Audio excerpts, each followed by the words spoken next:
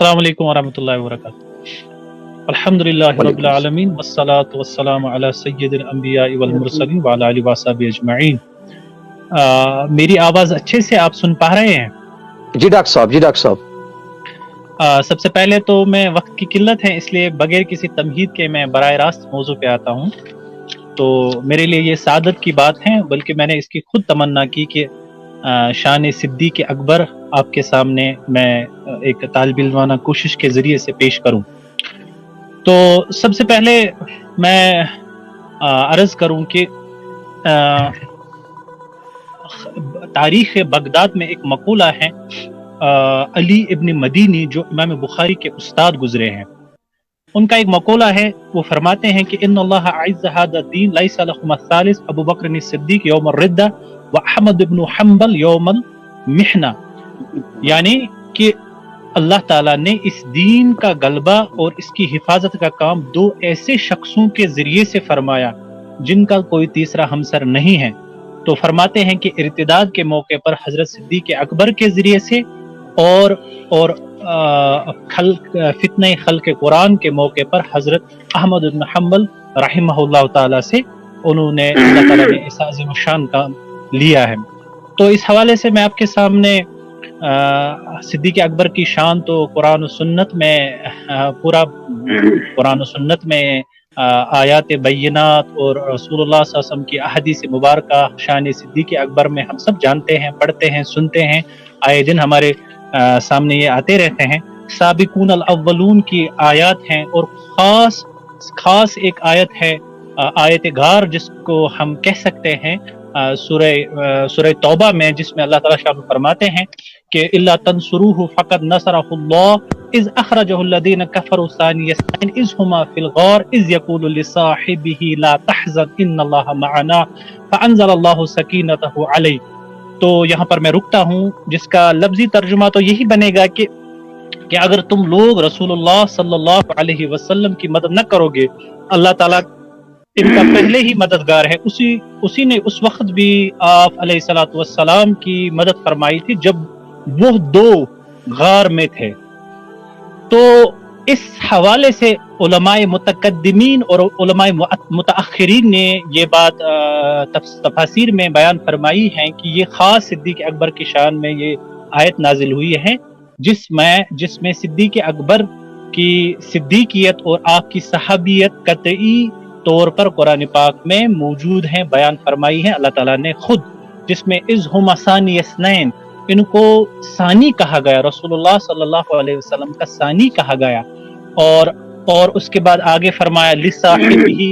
اور ان کی صحابیت کا ذکر فرمایا گیا، اور آگے چل کر ان اللہ معنا، جو اللہ تعالیٰ کی حمایت، نصرت اور معیت ہیں خاص رسول اللہ صلی اللہ علیہ وسلم کے ساتھ، اس میں شریک فرمایا رسول اللہ صلی اللہ علیہ وسلم نے حضرت صدیق اکبر کو۔ تو اس حوالے سے علماء نے معارف اور مسائل اس آیت کے ذیل میں لکھی ہیں، اور جیسے یہ کہ ہے کہ یہیں سے یار غار کی جو ہم اصطلاح استعمال کرتے ہیں آج کل، وہ یہیں سے شروع ہو گئی کہ جو انسان غم گساری میں، حمایت میں اپنی جان، مال، سب کچھ پناہ کر دے، تو اس کو ہم آج کی اصطلاح میں یار غار کہتے ہیں۔ واقعتاً صدیق اکبر رضی اللہ تعالیٰ عنہ نے اپنا سب کچھ آپ علیہ الصلوۃ والسلام کے لیے قربان فرمایا تھا، اور اس آیت سے صحابیت آپ کی قطعی ہے۔ چنانچہ علماء نے لکھا ہے کہ صدیق اکبر کی صحابیت کا منکر قرآن پاک کی اس آیت کا منکر ہے، اور وہ دار اسلام سے خارج ہوتا ہے۔ اور پھر فرمایا کہ اور نیز ان صحابہ کا جن کا متواتر احادیث میں ذکر ہے اور جن پر اجماع ہے، ان کا بھی معاملہ یہی ہے۔ البتہ جن صحابہ کے بارے میں خبر احد کے ذریعے سے یہ معلوم ہے کہ وہ صحابہ ہیں، ان کے بارے میں اگر کوئی انکار کرتا ہے تو وہ اس زمرے میں نہیں آتا ہے۔ تو امام قرطبی نے، امام رازی نے اور بہت سے متقدمین علماء نے اس کے ذیل میں لکھا ہے کہ اس سے ثانی سے، جو یہ ثانی لفظ استعمال ہوا ہے اس آیت پاک میں، اس سے آپ رضی اللہ تعالی عنہ کے خلیفہ بلا وصل ہونے کی طرف بھی اشارہ موجود ہے۔ اور جس طریقے سے حضرت یوسف علیہ الصلوۃ والسلام کو انبیاء میں یہ خاص اختصاص حاصل ہے کہ آپ کی چار پشتے انبیاء ہیں، حضرت یوسف نبی، حضرت یعقوب نبی، حضرت اور ان کے والد ہیں حضرت اسحاق نبی اور حضرت ابراہیم علیہ السلام نبی، تو صحابہ کرام میں خاص صدیق اکبر کو یہ فضیلت حاصل ہے کہ آپ بھی نبی، آپ کے والد بھی نبی، آپ کی بیٹی بھی نبی، اور ان بیٹے کے بیٹے بھی نبی، یعنی عبداللہ بن زبیر بھی نبی، عبداللہ بن زبیر بھی صحابی، حضرت اسما بھی صحابیہ، ان کے والد حضرت صدیق اکبر بھی صحابی، اور ان کے والد ابو قحافہ رضی اللہ تعالی عنہما، یہ سب واہ سبحان اللہ. صحابہ کرام جس طرح سے ان کو یہ حاصل ہے، اسی طرح سے حضرت صدیق اکبر کے خاندان کو یہ فضیلت حاصل ہے خاص صحابہ کرام میں. تو خلافت کی طرف بھی اشارہ ہے، اور اس میں خاص ایک لفظ کی طرف اگر آپ غور کریں گے تو لا تحزن استعمال ہوا ہے قرآن پاک میں. دو الفاظ یہ استعمال ہوئے ہیں. ہم یہاں اس کا ترجمہ کرنے میں کبھی کبھی ہم سے کوتاہی چوک ہوتی ہے کہ ہم کہتے ہیں کہ لا تحزن، کہ صدیق اکبر جب غار میں تھے تو غار کی تفصیل میں آپ کے سامنے نہیں بیان کروں کیونکہ وہ تو ہم سب جانتے ہی ہیں. تو قرآن پاک نے جو لفظ استعمال کیے یہ آپ کی فنائیت کی طرف اشارہ کرتی ہیں، صدیق اکبر کی فنائیت کی طرح، عاشقانہ جو والہانہ تعلق تھا حضور صلی اللہ علیہ وسلم کے تعلق سے، تو اس کی طرف اشارہ کرتے ہیں کہ آپ رضی اللہ تعالیٰ عنہ اس غم میں گٹ رہے ہیں، غم میں مر رہے ہیں کہ یا رسول اللہ صلی اللہ علیہ وسلم وہ آ رہے ہیں. تو اللہ کے نبی فرمایا لا تحزن ان اللہ معنا، آپ غم نہ کریں. تو خوف الگ استعمال ہوا ہے قرآن پاک میں اور غم الگ استعمال ہوا ہے. تتنزل علیہم الملائکہ اللہ تخافوا ولا تحزنوا. تو اسی طرح سے یہاں جو لفظ استعمال تحزن ہے، ایک انگریزی میں ہم کہتے ہیں گریف الگ چیز ہے، فیئر الگ چیز ہے. گریف اس وقت استعمال کیا جاتا ہے جب کسی خاص اپنے محبوب کے فراق کا غم ہو، تو اس وقت ہم حزن استعمال کرتے ہیں، اور جس وقت اپنی جان پہ پڑی ہو اس وقت خوف استعمال کرتے ہیں. تو یہاں پر صدیق اکبر دیکھے کہ اللہ کے اپنے کو چھوڑ کر اللہ کے نبی کا غم ان کو اتنا ہے، تو جس کی طرف قرآن پاک نے اشارہ فرمایا. تو آگے چل کر آگے استعمال کر فَأَنزَلَ اللَّهُ سَكِينَتَهُ، تو اس کے بعد اللہ تعالیٰ نے خاص اپنی رحمت، طمانیت، سکینت نازل فرمائی. تو اس میں جو ضمیر استعمال ہوا ہے علیہ کی جو ضمیر ہے، تو وہ کہتے ہیں علماء کرام، امام رازی نے، امام قرطبی نے اور بہت سارے علماء کرام نے اشارہ فرمایا ہے کہ علیہ کی جو ضمیر ہے وہ راجع ہوتی ہیں حضرت صدیق اکبر کی طرف، کیونکہ وہ ہی اس غم میں غم سے دوچار تھے کہ اللہ کے نبی کی جان کو خطرہ ہے، تو وہ ان کی طرف آتی ہیں. تو الغرض مختصراً ٹائم کی قلت کی وجہ سے مختصر میں یہ عرض کروں کہ صدیق اکبر کی صحابیت، آپ کے نبی علیہ الصلوۃ والسلام کے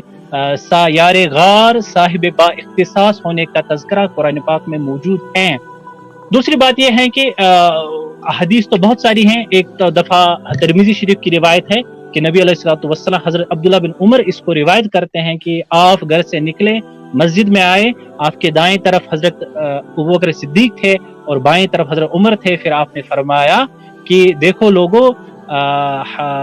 کل کو قیامت کے دن میں ایسے اٹھایا جاؤں گا کہ میرے دائیں طرف سے ابوبکر ہوں گے اور میرے بائیں طرف سے عمر ہوں گے. اور یہ بھی فرمایا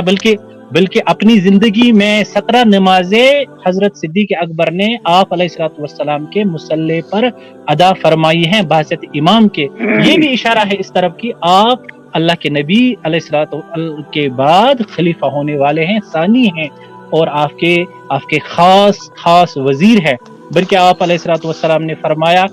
صدیق اکبر کے متعلق اور حضرت عمر کے متعلق، یہ میرے دونوں کان ہیں، دونوں آنکھیں ہیں. یہ بھی فرمایا میرے مشیر ہیں. یہ بھی فرمایا کہ ابوبکر کے ہوتے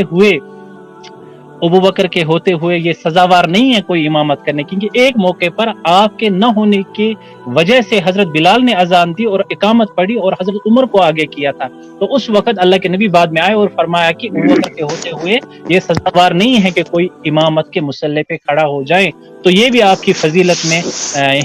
یہ روایت بھی ہیں. تو مشہور ہیں حضرت عمر رضی اللہ تعالی عنہ کا قول ہے کہ وہ آپ فرمایا کرتے تھے، عمر ابوبکر کی ایک رات اور ایک دن عمر کی نیکیوں پر بھاری ہے،